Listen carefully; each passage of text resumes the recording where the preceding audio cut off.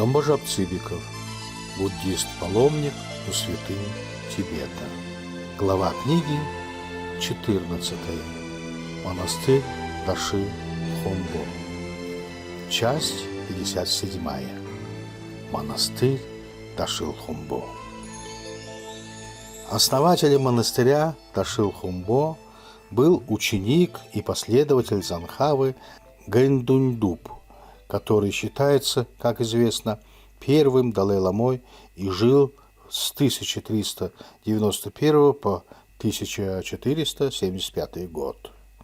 Он родился в дзанской деревне Гурмару, вблизи Сакьяского монастыря, от отца Гонбо-дорже и матери Намжит.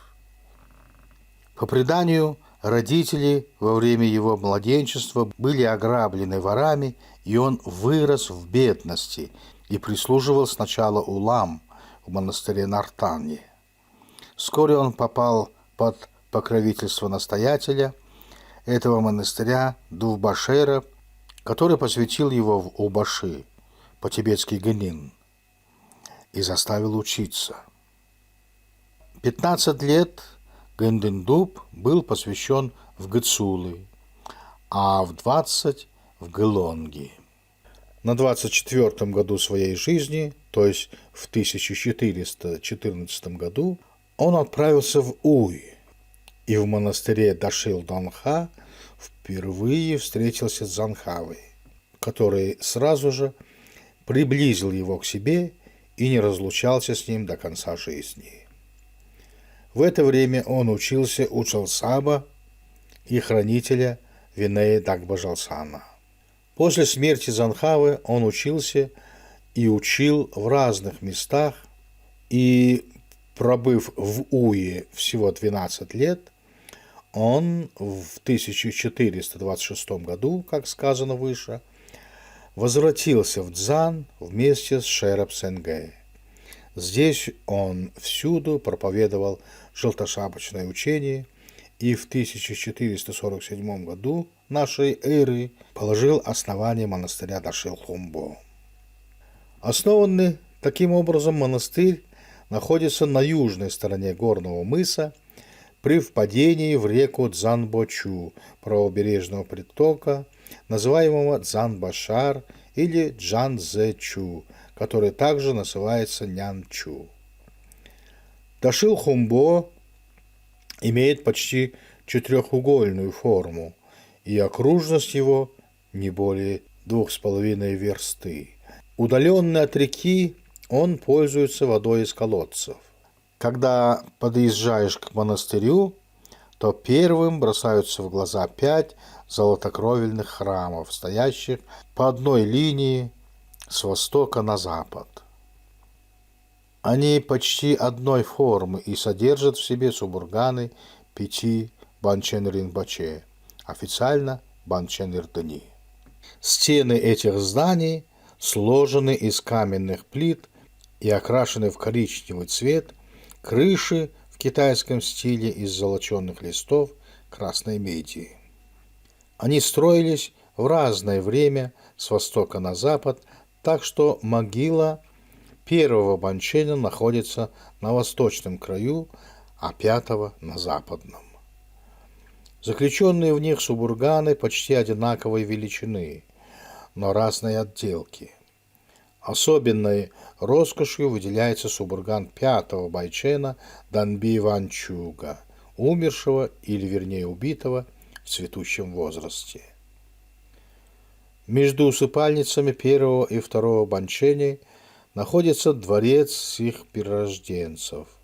На восточных внешних воротах его висит обычная синяя доска, жалуемая маньчжурскими багдаханами высочайше утвержденным кумирнем. Дворец этот сами монахи зовут Кадам-Пабран. На восточной стороне, рядом с дворцом, находится здание Сокченского дугана. Главной святыней коего считается статуя Шакьямуни, вылитая еще при Гэндуньдубе. На северо-восточном краю монастыря выдается громадная стена, щит, выстроенный с пустым пространством внутри. с окнами и дверью с боков. Эта стена предназначена для выставления на ней большого изображения Будды в день годового праздника. Название ее на месте у меня не оказалось записанным. Монастырь этот по образцу лхасских делится на факультеты, из коих 3 богословских и 1 тернистический. Богословские дасаны суть: первое – Шардзе, первым хамбо которого был Шандон Димет, изучает санит по толкованиям сыраского Деньба Дарджа. Второе – Джилхан, принявший за руководство толкования Бэнчена Шандибы Лоде Жалсан. Третье – Той Самлин, первым настоятелем которого называют Димытшинин, пользуется при изучении цанида толкованиями Прайбунского Гаманского, Агванзондуя и сыраского Джебзюнба. Четвертое – тернистический дасан называется Акпа и почти сходен с лхасскими дасанами Джут. Он был основан первым банченем Лавсон Чайджи Жалсанем, хотя и был задуман еще основателем монастыря Гэндунь-дубом в память своего учителя Шейрапсинга, специалиста по тантре и основателя дасанов Джут. Духовных во всех дасанах насчитывается до 4000 и в следующем отношении 700, 1000, 2300 человек. Постоянно живущих монахов в Дашил-Хумбо едва ли не более 2500. Главой монастыря является перерожденец Банчен Ирдани, который назначает по одному настоятелю в каждый дасан с пожизненной властью. Административно-судебная власть над всеми монахами поручается одному цокченскому гэпкою. Хозяйственная часть монастыря находится в руках правителей дел Банченя. Санитское учение здесь не играет, по-видимому, такой важной роли, как в вышеупомянутых монастырях Себрангесун, так как на занятия этим учением здесь собираются лишь однажды в день, и то на короткое время, тогда как собраний в Цокчен бывает по 3 ежедневно. Впрочем, должно заметить, что здешние богословские факультеты славятся изучением части богословия, касающейся логики. Единственная ученая степень, получаемая здесь за изучение саннида, называется качень, хотя банчень может быть и другие степени.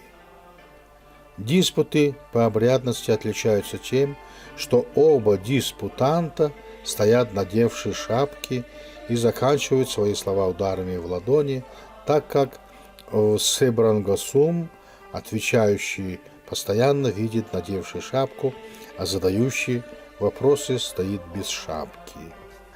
По одежде здешние монахи отличаются от лхасских сапогами, сходными с сапогами лхасских монахинь и женатых лам, и желтым цветом мантии дагам.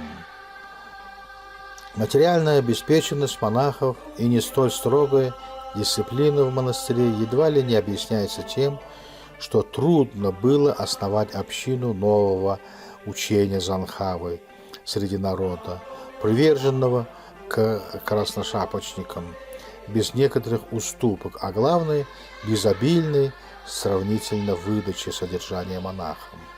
Здешний монах может небедно прожить на хлеб и деньги, выдаваемые из казны Банченя. Город Шихадзе.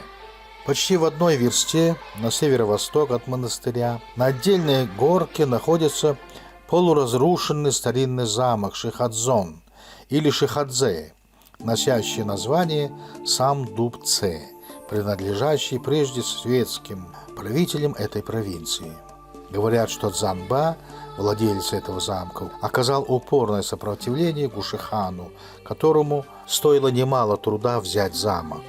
В настоящее время в нем помещается канцелярия судилища местных светских жителей. Как повсюду в Тибете, у замка были, конечно, сгруппированы светские жители, строившие свои жилища у подножия скалы, на которой стоял замок Дзе. Такие поселения называются низом, шот замка. Шехадзейский низ представляет в настоящее время значительный городок с жителями около 5000 душ, состав которых таков же, как в Лхасе. Разница только в том, что здесь больше земледельческого населения. Между монастырем и Шодом находится китайская крепость с небольшим гарнизоном, состоящим из китайцев, природных и рожденных от тибетянок. У основания западной стены крепости беднота вырыла себе в горе жилище конуры. Далее между крепостью и Шодом находится торговая площадь, по-тибетски Том, где происходит ежедневный базар, продолжающийся часа 3, от 9 до 12. Торговцы ежедневно выносят сюда товары из города и раскладывают их на земле, заслав ее предварительно подстилками. Затем они сами садятся подле товаров, и торговля начинается. Европейские товары те же, что и в Лхасе. Из местных произведений этот город славится своими металлическими изделиями, между которыми помянем о подстаканниках с крышками, приготовляемых из белой меди, привозимой из Индии и отчасти из Китая, вошедших с недавнего прошлого в моду у тибетцев, а также о копьях, около 4 аршин длины, состоящих из железного наконечника, длинного древка, обмотанного железной проволокой, и острия на нижнем конце для втыкания в землю.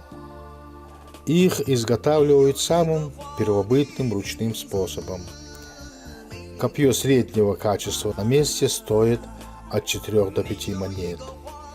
Во время посещения базара мы заметили, что копья охотно покупаются пришельцами из окраинных кочевых племен Тибета. На рынке нас поразила масса нищих из преступников, приговоренных к вечным кандалам и колодкам. Они очень надоедают своим нахальным попрошайничеством и, как говорят, не отказываются воспользоваться удобным случаем для кражи и даже дневного грабежа. Такой порядок объясняют тем, что им не дают казенного содержания, а выпускают днем собирать милостыню и питаться ею. Ночью их держат в заключении. Здесь в обращении те же монеты, что и в Лхасе. К характеристике местного базара не лишне прибавить, что ежедневно на здешнем рынке я встречал одного идиота, мужчину лет 25, ходившего совершенно голым, держа в руке небольшой рожок. Буйств он никаких не производил, но занимался накладыванием песку в свой рожок. Про дальнейшие операции его с рожком и не осмеливаюсь здесь говорить. Характерно то, что вся публика, не исключая и женщин, не стеснялась смотреть и смеяться на его идиотские выходки, а напротив, ту или иную другую выдумку его старались объяснять предзнаменованием чего-либо нового, потому что этот идиот, по их понятиям, не простой человек, а какой-нибудь перерожденец. Смотря на этого идиота и слушая толки о нем, я невольно вспоминал юродивых нашего Отечества и отношение к ним простого народа. Конец 57 части.